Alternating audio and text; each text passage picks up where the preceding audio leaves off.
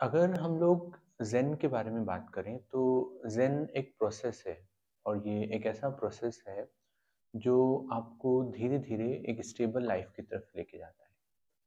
Zen कुछ भी आपके ऊपर इम्पोज़ नहीं करता या ज़ेन कोई ज़बरदस्ती नहीं करता कि आप ये पर्टिकुलर काम करें। लेकिन ज़ेन बताता है कि अगर आप किसी पर्टिकुलर वर्क को करते हैं तो उसके कुछ बेहतर रिज़ल्ट्स और कंसिस्टेंसी के साथ करते हैं तो उसके बेहतर रिज़ल्ट्स आते हैं। हमने 3 प्रैक्टिसेस को समझा है और मुझे लगता है कि चाहे धीरे-धीरे से आपने उन प्रैक्टिसेस को करना शुरू किया होगा।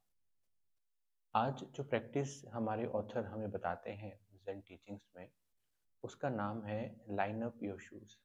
आप अपने शूज़ को लाइन अप करें, अपने स्लीपर्स को लाइन अप करें। क्या मतलब है इस प्रैक्टिस का? शुन्नो मासूनो हमें बताते हैं कि जब भी आप अपने घर आते हैं बाहर से, तो अपने जो शूज़ हैं या जो स्लीपर हैं, उन्हें लाइन अप करके रखें। ऐसा क्यों कह रहे हैं वो? वो बताते हैं कि ये आपके माइंड के ऑर्डर को बताता है।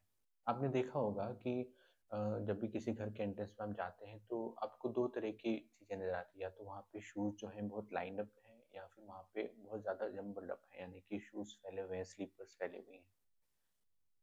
जैपनीज़ जो सेइंग है उनमें कहा जाता है कि आपके घर का जो जगह है जहाँ पर स्लीपर्स या शूज़ उतारे जाते हैं, वो जगह आपके घर के लोगों का जो स्टेट ऑफ माइंड है वो बताती है।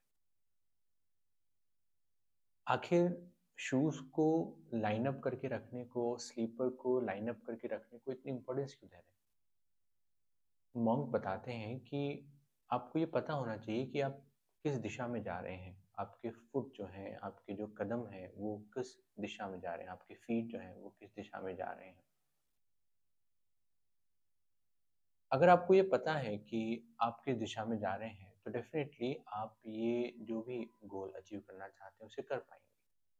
यहाँ पे शुन्नो मशीनो बताते हैं कि एक बहुत छोटी-सी एक्सरसाइज़ है, जब आप आते हैं अपने घर पे, अपने शूज़ को जब आप उतारते हैं, तो उन्हें लाइन अप करके रख दें। लाइन अप करके मतलब उन्हें अरेंज करके रख दें।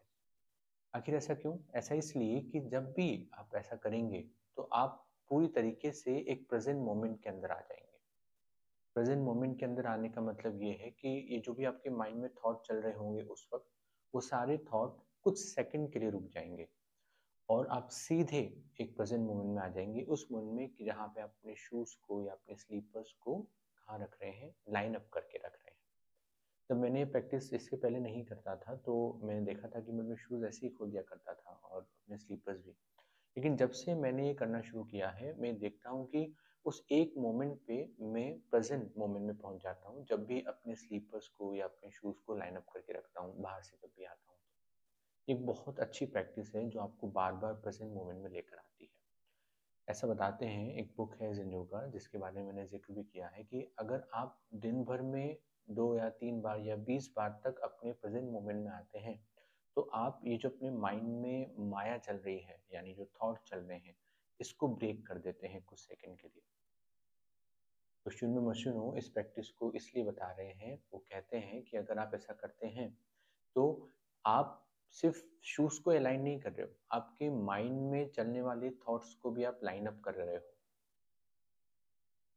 तो जब भी आप आते हैं अपने घर पे, तो जो प्रैक्टिस है हमारी वो ये है कि जब भी आप अपने घर पे आते हैं, तो घर पे आने के बाद जब अपने शूज़ को आप उतारते हैं, उन्हें रखते हैं स्लीपर्स को, तो उन्हें लाइन अप करके रखें। जब भी आप ऐसा करेंगे, तो आप ये पाएँगे कि आपका माइंड धीरे-धीरे एक अटेंटिव माइंड हो रहा है या ये कहें कि आपका माइंड अब समझ रहा है कि अलाइनमेंट किसको बोलते हैं या चीज़ों को सही रखने से माइंड में स्थिरता कैसे आती है। तो ये एक बहुत छोटी-सी प्रैक्टिस है। ऑथर खुद बोलते हैं कि एक बहुत छोटी-सी प्रैक्टिस है बट इसके इम्पैक्ट बहुत ज़्यादा है और रियलिटी में इसके बहुत अच्छे इम्पैक्ट हैं। जब आप ये कोशिश करेंगे कि अपने शूज़ को या अपने स्लीपर को अलाइन करके रखें, तो आप डायरेक्टली प्रेज़ेंट मोमेंट में पहुँच जाएँगे। तो प्रैक्टिस यही है हमारी 4th प्रैक्टिस कि जब भी आप आएँ, अपने घर पे पहुँचे बाहर से, तो अपने शूज़ को और अपने स्लीपर्स को अलाइन करके रखें। यही छोटी-छोटी बातें हमारे माइंड को बैलेंस करती हैं। तो अगर आप चाहते हैं अपने माइंड को बैलेंस करना, अगर हमें खुद की हम सबकी रिक्वायरमेंट है, ये सिर्फ चाहना नहीं है, ये हम सबकी रिक्वायरमेंट है कि हम अपने माइंड को बैलेंस करें। तो ये छोटी-छोटी प्रैक्टिस आपकी बहुत ज़्यादा हेल्प